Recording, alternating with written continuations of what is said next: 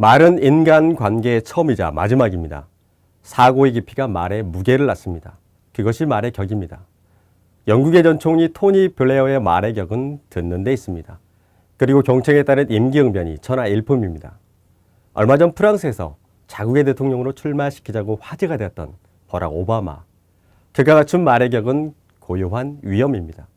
어떤 자리든 그 자리의 분위기에 휩쓸리지 않고 오히려 그 자리를 압도하는 전 프랑스 대통령 사르코지의 말의 격은 담력에 있습니다. 전 세계 0.001% 각국의 리더들의 대화는 무엇이 다를까요? 각국의 대통령과 총리를 비롯해 정계와 재계, 학계, 시민단체, 문화종교인 등 글로벌 톱 리더들이 매년 1월 스위스 다보스에서 모임을 갖습니다. 이들 총중은 모두 자신의 나라로 가면 정치든 경제든 분야를 막론하고 모두 최정상에 있는 사람들입니다. 듣는 사람과 말하는 사람 사이에 지극히 높은 수준의 조용한 진검승부가 펼쳐지는 말 한마디로 엄청난 성과와 낭패를 불러들이는 회의. 그것이 바로 다보스 포럼입니다.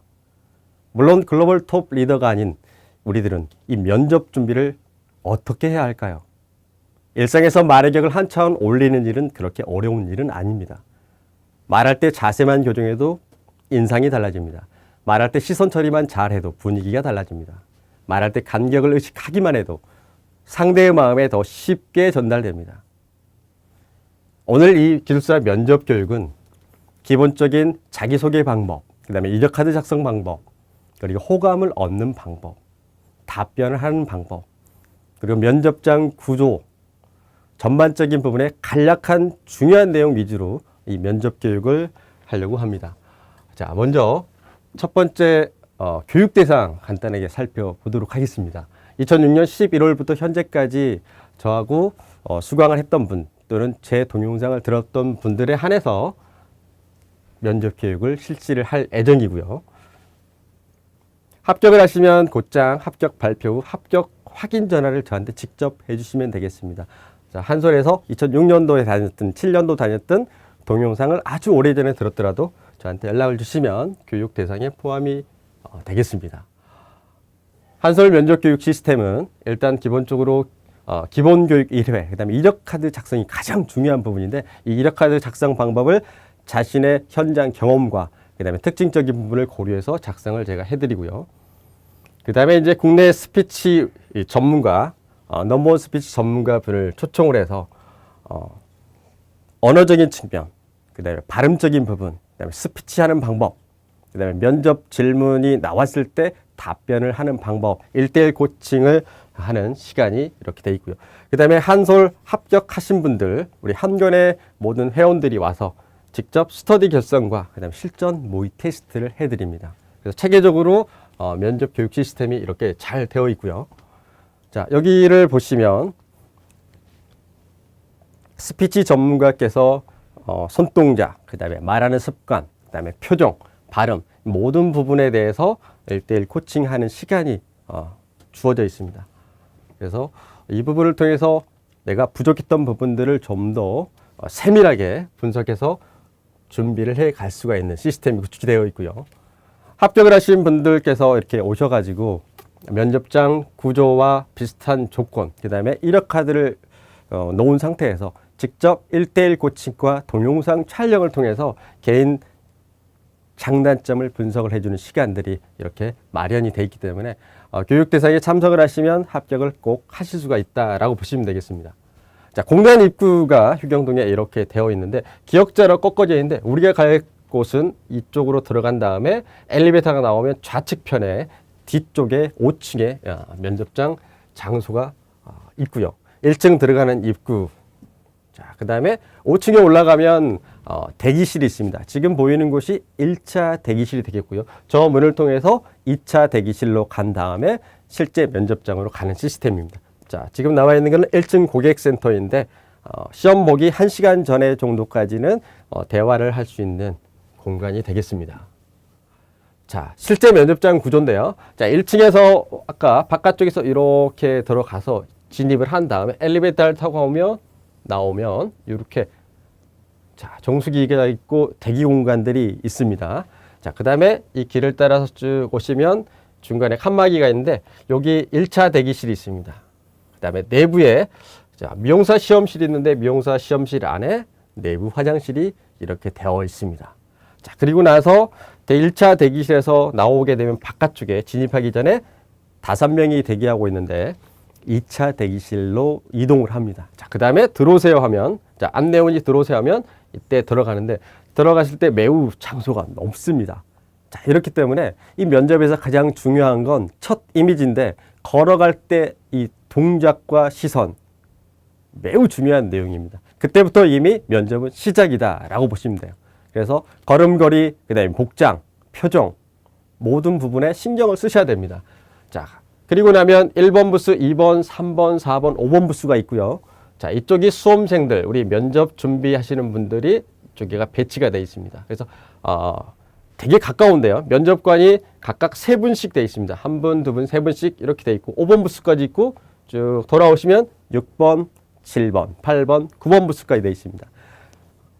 진입하기 전에 소지품, 가방이라든가 그다음에 휴대폰은 여기다가 놓고 출발을 하신다라고 보시면 되겠고요. 면접장 구조도 미리 알고 계셔야 공단 도착하고 면접 들어갈 때 당황을 하지 않다라고 보시면 되겠습니다. 자, 실제 면접 이 장소인데요. 매우 가깝습니다. 그래서 목소리는 너무 커서도 안 되고 너무 작아서도 안 됩니다. 그래서 실전 면접을 준비를 하지 않으신 분들은 매우 당황할 수밖에 없는 매우 가까운 장소다라고 보시면 되겠고요. 자, 면접 시간은 아침 10시부터 시작해서 저녁 6시까지로 구성이 되어 있고 질문은 8개에서 40까지, 면접 시간은 20분에서 25분까지 이렇게 시간이 되어 있고요. 자, 여기 지금 면접 합격률인데 자, 91회차, 90회차 해서 85회차인데 85회차 이분이 1차 합격을 한 게 아니라 쭉 넘어와서 7번째 합격을 하는 경우가 있습니다. 즉 91회차 합격하신 분이 1회차인데 85회차가 있다는 것은 이분은 6번 떨어졌다는 소리입니다. 보통 면접이 6번인데 운이 좋으면 7회차까지 가능합니다. 2년이라는 기간이기 때문에.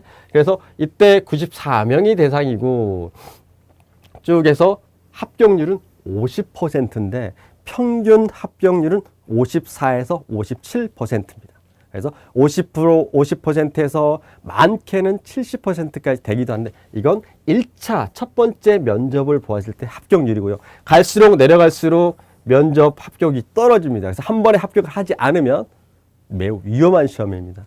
자신감도 떨어지고 1차 시험 때 이 지식이 다 사라지기 때문입니다. 그래서 잘 보시면 최종 떨어지신 분이 자, 불합격이 이 3명 대상 중에 1명이 남았습니다. 그러나 지금은 5명까지 떨어지고 있다는 거 꼭 알아두셔야 됩니다. 자, 100명이 내가 합격을 했다. 예를 들면 114회 때 100명이 합격을 했다. 그러면 합격률이 50%다라고 보시면 돼요. 1차가. 그러면서 점점 떨어지면서 이 100명 중에 최종 합격할 수 있는 사람은 95명 정도밖에 안 된다는 거 알아두셔야 돼요. 그 중에 5명이 내가 아니다라는 보장은 절대 없다. 긴장을 하고 준비를 하셔야 됩니다. 자, 평가 항목은 경력, 전문지식, 의사발표, 용모, 그 다음에 기여성 이렇게 항목들이 5가지 파트로 구성이 되어 있습니다. 그 다음에 기술사 면접은 일단 전반적인 건축 계획과 설계, 시공, 공학적인 부분 모든 부분을 망라를 하고 있지만 가장 중요한 건 소장 마인드다라고. 현장 소장 마인드가 나와야 된다는 소리예요. 즉 자신의 견해와 소견이 나와야 됩니다. 그래서 질문 받았을 때 답변하는 방식이 달라야 된다는 소리입니다. 즉 무엇이라고 생각합니다. 저는 이렇게 생각을 하고 있습니다. 이렇습니다. 정확한 소견을 제시를 해줘야 됩니다. 물론 그 소견 제시가 면접관하고 다를 수도 있죠. 하지만 내용이 달라서 떨어지는 시험은 아닙니다. 아, 정확한 소견이 있구나 이렇게 판단을 하기 때문에 말재간 또한 매우 중요하지는 않습니다. 보여지는 부분들이 더 중요할 수가 있습니다. 인상이나 표정이라든가 이 태도가 더 중요한 시험입니다. 그래서 면접 교육을 통해서 이런 부분들을 수정을 하시면 되겠고요. 자, 편성 체계를 보시면 면접관은 교육 하시는 분들, 자, 대학 교수, 그다음에 실무자에 포함해서 세 분이 한 테이블당 세팅이 되어 있고 3인이 한 계조로 운영이 되고 면접 인원에 따라서 3에서 10조까지 보통 테이블 9개 있다라고 보시면 돼요. 그래서 1조부터 9조까지 세팅이 되어 있다라고 보시면 되겠습니다. 시간은 20분 동안 10에서 50여 가지. 보통 보면 이제 초시계가 놓아져 있습니다. 그래서 첫날, 둘째 날, 셋째 날, 넷째 날, 다섯째 쭉 요일 분배가 되어 있는데 이때 처음 보시는 분들은 시간을 정확하게 20분에서 25분을 지켜주는데 마지막 날 갈수록 시간이 줄어들 수도 있습니다. 10분까지 줄어들 수도 있고요. 질문도 10가지 미만으로 작게 나올 수도 있고요. 그분들도 지쳐가기 시작할 때이기 때문에요. 자, 시크릿 1. 이력 카드 작성하는 게 무엇보다 제일 중요한데 첫 번째 합격을 목요일 날 합격을 했다. 그러면 접수를 할 수 있는 시간이 요일이 그 다음 주 월요일입니다. 그러면 학원에서 면접 교육을 토요일이나 일요일 날 받고 난 다음에 월요일 날 저한테 이메일을 보내서 이력 카드 검수 과정을 이틀 동안 하고 난 다음에 접수를 하시면 돼요. 접수 기간은 월요일부터 목요일까지. 그 다음에 수정 기간은 2주간의 수정 기간이 주어집니다. 자, 그렇게 해서 잘 보시면 자격증이 건축기사, 건설안전, 건설산업기사가 있는데 자격증을 하나만 쓸까요? 아니면 있는 대로 다 쓸까요? 이건 사람마다 다릅니다. 내가 전문 지식이 안전 쪽으로 좀 있다라고 보면 안전도 집어넣고 그러나 이것들을 너무 많이 넣었을 때 오히려 반감을 할 수가 있습니다. 질문이 더 많이 나올 수가 있습니다. 그래서 이런 부분들도 개인 역량과 이력 카드 내용에 따라서 저와 함께 조정을 하시면 되겠고요. 이 이력 카드 작성할 때 제일 상단에 있는 이 부분이 있죠. 1년 5개월 근무 중 제일 상단이 최근 경력이다 라고 보시면 되겠고 밑으로 내려갈수록 처음 시작했을 때 경력이다 라고 보시면 되겠습니다. 그래서 최근 경력 순으로 이력 카드를 작성을 하시면 되겠고요. 자, 세부 내용 담당 업무 내용에는 여러 가지를 쓸 수가 있습니다. 현재 내가 본사냐 현장이냐 이렇게 적을 수도 있고 직책을 적을 수도 있습니다. 그리고 세부 내용에 공법에 관한 내용을 적을 수도 있습니다. 그리고 자, 프로젝트 명을 적는데 특정 회사가 나오는 명칭은 적으시면 안 되겠고요. 그 다음에 세대수도 적을 수도 있고 다시 또 직책, 그 다음에 각 부위를 적고 그 다음에 구조를 적고 그 다음에 해당 공법을 적을 수가 있는데 이때부터는 이 내용들이 기법들이 매우 달라집니다. 내가 공법을 많이 적을 수도 있고 면적을 적을 수도 있고 규모를 적을 수도 있고 다양하게 적을 수도 있지만 너무 많게 적으면 질문을 하지 않을 때가 있습니다. 그래서 이 이력 카드 작성하는 방법은 단순 지금 생풀이 되겠고요. 자기 경력에 맞게끔 적으셔야지 합격하신 분들한테 이력 카드 어떻게 했어 해서 받아가지고 그대로 자기 거랑 짬뽕을 해서 간다. 그닥 좋지가 않습니다. 내가 가장 잘할 수 있는 그리고 내가 가장 답변을 잘할 수 있고 가장 이해하기 쉬운 이런 내용을 가지고 꼬리에 꼬리를 물게 되는 이 답변이 나올 수 있도록 질문 내용이 나올 수 있도록 이력 카드는 협의를 하셔야 된다라고 보시면 돼요. 이력 카드가 가장 핵심적인 내용이기 때문에 이 이력 카드는 자신에 맞게끔 협의를 하셔야 된다라고 보시면 돼요. 꼭 이렇게 적으시면 안 돼요. 자신과 조건이 다르기 때문에 이 부분이 첫 번째 중요한 방법입니다. 자, 시크릿 2. 호감을 얻는 방법인데 이 면접에서 제일 중요한 게 자, 그림을 보면 얼굴이 가려져 있습니다. 자, 여기는 이렇게 되어 있고 여기 이렇게 되어 있네요. 미소가 중요하다는 소리입니다. 첫 걸음걸이, 첫 자세, 그리고 미소. 그래서 이 메라비안의 법칙은 무엇이냐면요. 우리가 메시지를 전달했을 때 이 전달 능력이 언어적인 부분보다는 시각적인 부분이 더 중요하다라는 겁니다. 즉 언어적인 부분이 차지하는 부분은 7%밖에 되지 않는다라는 소리입니다. 즉 시각적인 요소와 그다음에 또는 청각적인 요소 여러 가지가 다 작용을 하기 때문에 그렇다는 소리입니다. 그래서 호감을 얻기 위해서는 미소가 제일 중요하다. 면접 교육이기 때문에 어쩔 수가 없습니다. 호감이 가장 중요한 요소를 작용하고 있습니다. 매우 가까운 위치에서 바라보고 있는데 그분들이 과연 무엇을 볼까요? 언변을 보는 시험은 아닙니다. 이 마인드를 보는 시험입니다. 그리고 눈빛은 세 분을 고루 가는데 질문자에게 70%를 보고 나머지 15%씩 분배를 하시면 되겠습니다. 자, 대화를 했을 때 경청을 하시는 분, 이야기를 하시는 분이 있는데 미소를 짓게 되었을 때 전달 능력이 훨씬 더 좋아지고 집중을 하게 된다는 소리입니다. 그래서 미소가 매우 중요한 내용이 되겠습니다. 자, 여기는 메라비안의 법칙에 따른 분석 내용인데요. 자, 시각적인 내용, 용모, 표정, 제스처죠. 그래서 처음 들어갔을 때 머리 스타일. 원래는 어려 보이면 거의 떨어집니다. 그래서 일부러 흰색으로 머리를 염색하시는 분도 계십니다. 또한 여성분들 같은 경우는 임신도 안 했는데 결혼도 안 했는데 임산부 복에 복대를 차고 이렇게 들어가는 경우도 있을 수가 있다라고 보시면 돼요. 왜? 보여지는 부분이 그만큼 중요하기 때문에요. 그래서 시각적인 부분, 표정은 웃는다.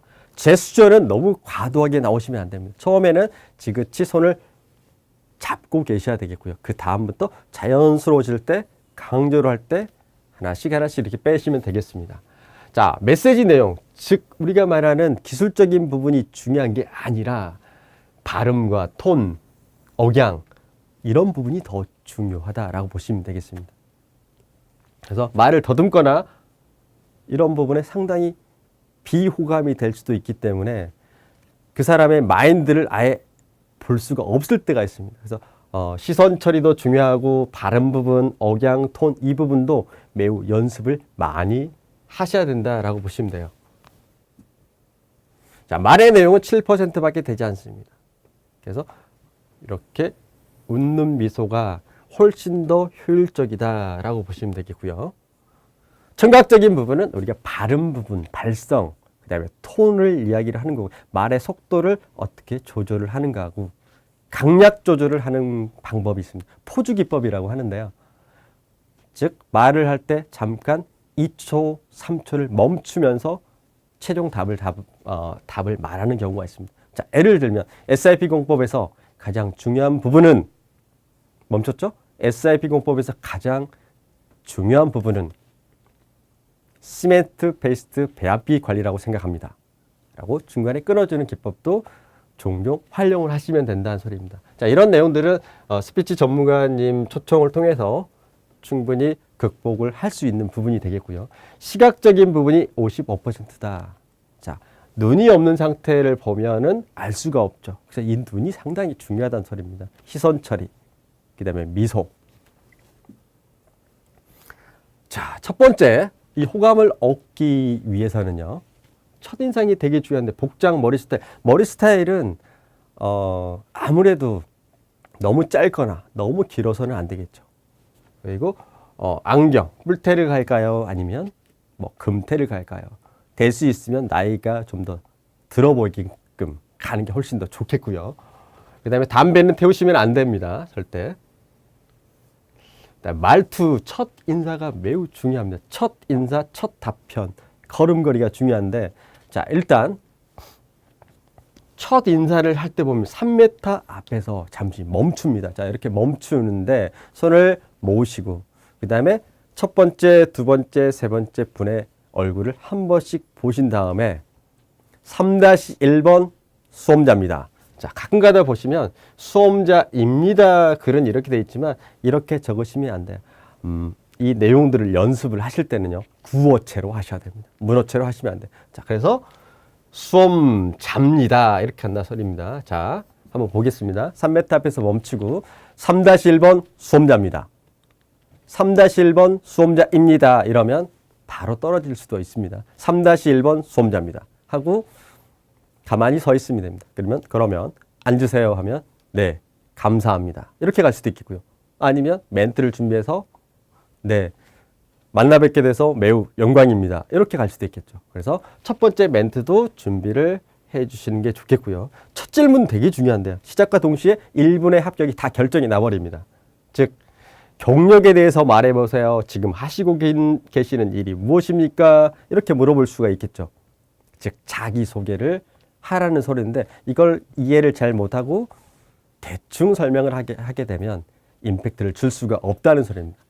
자, 우리가 연말에 모임을 갖게 되면 수많은 그 사람들이 있죠. 보통 한 15명, 20명이 있다라고 보자고요. 그런데 자기소개를 한번 해보세요. 올해 내년도 포부가 어떻게 돼요? 라고 했더니 한 사람씩 일어나서 저는 누구입니다. 끝. 그런데 어떤 한 사람이 나와서 무려 5분 동안 자기소개에 대해서 이야기를 한다고 생각을 하면 15명 중에 15명 모두가 어떤 생각을 과연 하고 있을까요? 저 사람 이야기를 하나도 집중을 못하면서 표정은 말을 할 수 없지만 엄청 짜증을 내고 있겠죠. 즉 자기소개는 얼마를 해야 될까요? 우리가 자기소개 또는 말을 할 때 집중을 할 수 있는 시간은 단 40초라는 걸 알고 계셔야 됩니다. 40초가 넘어가는데 자기소개를 하고 있으면 이미 이미지가 나빠질 수도 있습니다. 연말에서 모임을 할 때 이 자기소개는 40초가 가장 적당하다라고 보시면 돼요. 그래서 자기소개 준비는 40초짜리 하나. 그런데 분위기가 좀 좋아요. 그러면 1분 30초짜리를 준비하시면 됩니다. 자, 첫 번째는 40초다. 두 번째는 재미난 소스가 있었을 때는 1분 30초. 그 이상 넘어서는 절대 안 됩니다. 그래서 자기소개를 준비할 때는 철저하게 연습을 50번 이상을 해서 임팩트 있는 공법과 사연을 이야기를 하면서 질문자에게 질문 유도를 할 수 있게끔 떡밥을 던져놓고 가셔야 됩니다. 첫 번째 현장에서 근무할 때는 토공사 슬로리얼 공법을 했었는데 다 가르쳐주면 안 됩니다. 슬러리월 공법을 했었는데 암이 나와서 카운터월 공법을 적용하게 되었습니다. 자, 그렇게 하고 넘어가면 나중에 질문자가 그럼 그 암을 어떤 식으로 처리를 해 나갔으며 전체 암의 길이가 어떻게 되고 깊이가 어떻게 됐고 공정관리, 공정지연이 됐을 때는 어떻게 처리를 했습니까? 이런 형태의 질문을 예상을 해볼 수가 있겠죠. 그래서 자기소개 항상 준비를 해 두셔야 되겠고요. 자, 목소리, 미소, 시선, 몸짓 다 있는데요. 목소리는 너무 커서도 안 되고 높아서도 안 됩니다. 특히 남성들 같은 경우는 복식 호흡을 통해서 낮게 그리고 깔아주셔야 됩니다. 자, 예를 들면 자, 슬러리월 공사를 할 때는 이렇게 했었습니다. 이렇게 해서 높은 톤이 아니라 슬러리월 공사를 했을 때 낮게 해주셔야 됩니다. 그래야 연세가 드신 분들이 집중을 할 수가 있겠고요. 중간에 포즈 기법을 꼭 활용을 한다라고 보시면 돼요. 카운터월 공법을 적용했을 때는 한번 멈춰주시는 거. 말을 잘한다고 해서 계속 빨리빨리 하는 건 집중이 안 된다는 것도 알아두셔야 되겠습니다. 자, 그 다음에 미소. 미소는 계속해서 웃을 수는 없죠. 그래서 눈빛이 마주치고 이분이 공감을 하는 것 같다. 이분이 고개가 약간 가는 것 같다 싶으면 미소를 가면서 같이 고개를 살짝 흔들어 주시면 되겠습니다. 물론 옆에 있는 분들도 쳐다보셔야 됩니다. 웃을 때는 실실 쪼개는 웃음이 아니라 교수님을 존경하는 눈빛으로 지그치 살짝 미소를 지어주시는 게 가장 좋은 방법이 되겠습니다. 계속해서 웃고 있으면 오히려 또 기분이 안 좋을 수도 있습니다. 신중할 때는 신중하고 경청을 할 때는 지그치 이렇게 고개를 흔들어 주신 다음에 답변할 때는 미소를 지을 필요는 없습니다. 교수님이 이야기를 할 때 미소를 지어주는 게 핵심 포인트가 되겠고요. 몸짓 및 자세는 될 수 있으면 뒤로 이렇게 가서는 안 되고 앞으로 가서도 안 됩니다. 정자세로 있는 상태에서 손을 일단 잡아주시는 게 좋겠고요. 자, 답변 아까 했던 내용들이네요. 이 중에 이제 질문자의 의도 파악하고 그다음에 답변 시작 멘트가 매우 중요한데요. 자, 3번 답변 시작 멘트는 여러 가지가 있습니다. 자, 예를 들면 시트 방수에 대해서 설명드리겠습니다. 이렇게 해서 질문자가 나온 말을 한 번 더 해준 다음에 가는 방법이 있겠고요. 자, 시트 방수의 가장 중요한 부분을 공법적인 측면과 관리적인 측면으로 나누어서 설명하겠습니다. 라고 상대방에게 미리 내가 이야기할 가장 중요한 파트를 미리 던져주게 되면 듣는 사람은 이 친구가 공법을 이야기하고 관리를 이야기하겠다는 거기에 하겠다는구나 이렇게 얘기를 할 수 있겠죠. 또는 시트 방수의 공정, 품질, 원가, 안전으로 설명을 드리겠습니다. 또는 시트 방수의 적용 이 부위를 내부와 외부로 나눠서 설명하겠습니다. 이렇게 가는 방법이 있고요. 단도직입적으로 두괄식으로 시트 방수의 가장 중요한 부분은 부착 방법에 있습니다. 라고 궁금하게 다 가르쳐 주는 것보다는 살짝씩 남겨두는 게 좋습니다. 그러나 매 답변마다 다 남겨두고 갈 수는 없겠죠? 그래서 교육을 통해서 각 공법별로 그 다음에 질문 유형 형태별로 이 부분들을 분석을 해서 나눠 주시는 게 좋다라고 보시면 되겠습니다. 자, 이때 모르는 내용 물어볼 때도 있고 또 질문자의 의도 파악이 좀 안 될 때가 있어요. 자, 무슨 내용이냐? 질문자가 이야기를 했는데 소리가 하나도 안 들릴 때가 있고요. 그 다음에 의도 파악을 전혀 다르게 할 수도 있습니다. 나는 바닥을 가고 있는데 그 교수님은 천장을 이야기를 할 수도 있다는 소리입니다. 그래서 모르고 애매모호한 내용은 한 번 더 물어보셔야 돼요. 답변 마무리 멘트도 미리 준비를 하셔야 되겠고요. 자, 여기 밑에 나와 있는 두괄식, 제가 이야기했던 두괄식, 결론 먼저 이야기를 한다. 매우 중요한 내용입니다. 자, 파트 구분이다 라는 거는 파트는 3단계, 4단계로 나눈다는 소리입니다. 3단계, 4단계. 자, 시공 전중으로 가겠습니다. 설명하겠습니다. 자, 발음 전중으로 설명하겠습니다. 공사와 관리, 기술과 관리, CM이죠. 지상과 지하로 나눈다. 내부와 외부로 나눈다. 이렇게 해서 파트를 구분하는 방법이 있고 몸체별로 흙막이 공사의 하자 원인이 무엇이야? 이렇게 물어봤어요. 그러면 집안과 물과 흙막이 그 다음에 계측관리 부분으로 나눠서 설명하겠습니다. 이렇게 해서 파트를 구분하는 방법. 자, 단계다 싶으면 조사에서 검사까지 이루어진 단계인데, 자, 기획적인 부분 또는 계획적인 부분이죠. 계획적인 부분, 설계적인 부분, 시공적인 부분, 유지, 관리적인 부분으로 설명하겠습니다. 이렇게 단계를 구분해서 간다. 그래서 이 세 가지를 혼용을 잘 하셔야 되겠습니다. 질문을 많이 하는 유형들이 여러 가지가 있는데 이 세부적인 내용들은 본 면접 교육 때 가도록 하겠습니다. 내용이 워낙 많기 때문에 단 문제점은 내가 시공을 하느냐, 감리냐, 공무원이냐, 설계를 하느냐 여기에 따라 질문 형태가 매우 달라지게 되겠고요. 또는 경력이 많냐, 작으냐에 따라서 달라질 수 있습니다. 또는 나이에 따라서도 질문 형태가 달라질 수 있기 때문에 자신에 맞게끔 질문이 나온다는 걸 미리 알고 계셔야 됩니다. 그래서 교육 없이 혼자 준비했을 때는 거의 떨어집니다. 자, 그 다음에 이제 일반적으로 가는 질문들이 이런 게 있습니다. 또 가장 많이 하는 게 기사와 기술사의 차이점이 무엇이냐, 즉 마인드를 묻는 질문들도 많고요. 이런 내용들이 있다는 걸 알고 계시고 준비를 하고 가셔야 된다는 소리입니다. 물론 준비를 하나도 안 하고 가셔서 합격을 하시는 분들 기세등등할 수도 있겠지만 준비를 철저하게 했을 때가 더 확률이 높아질 수가 있겠고요. 한 번 떨어지면 계속 떨어진다는 거, 이것도 되게 무서운 시험 중에 하나가 되겠습니다. 자, 그 다음에 콘크리트인데 콘크리트는 시험적인 부분을 많이 물어봅니다. 특히 압축 강도 시험에 관련된 내용들 많이 물어본다라고 보시면 돼요. 압축 강도에 관한 내용들 또는 매스 콘크리트에 관한 내용들도 가장 많이 물어봅니다. 자, 오늘 간단하게 이력카드의 최적화, 질문을 예측할 수 있고 유도를 할 수 있게끔 이렇게 가자고 했었죠. 질문을 예측할 수 있고 유도를 할 수 있게끔 한다. 즉 이력카드를 작성할 때 이 공법과 그 다음에 어떤 사연이 나올 수 있게끔 가고 답변도 또한 전부 다 오픈하는 게 아니라 어떤 문제가 있었다는 것을 강조를 해서 또는 포주 기법을 통해서 설명을 한다 소리입니다. 이력카드를 그렇게 만들게 되면 이런 질문 예측과 유도가 가능하다는 소리가 되겠고요. 두 번째, 호감을 얻는다. 미소와 겸손, 복장도 되게 중요하겠고요. 답변하는 요령은 소장 마인드와 두괄식 답변이다. 추가하자면 파트와 단계로 설명한다. 즉 자신의 소견이 있어야 됩니다. 오늘 시크릿 3가지인데 자, 이력카드의 최적화를 만든다. 이건 교육을 통해서 자신에 맞게끔 만들어야 되겠습니다.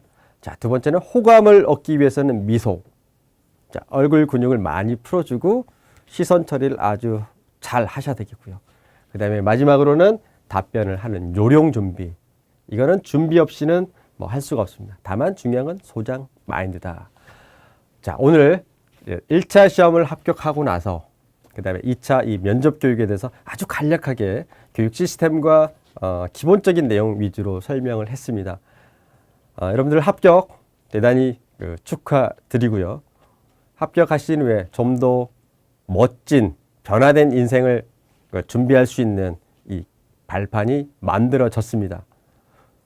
이 합격을 한 다음 여러분들의 인생이 좀 더 높은 곳으로 갈 수 있길 간절히 기원합니다. 여기까지 기술사 기본 면접 교육에 대해서 설명드렸습니다.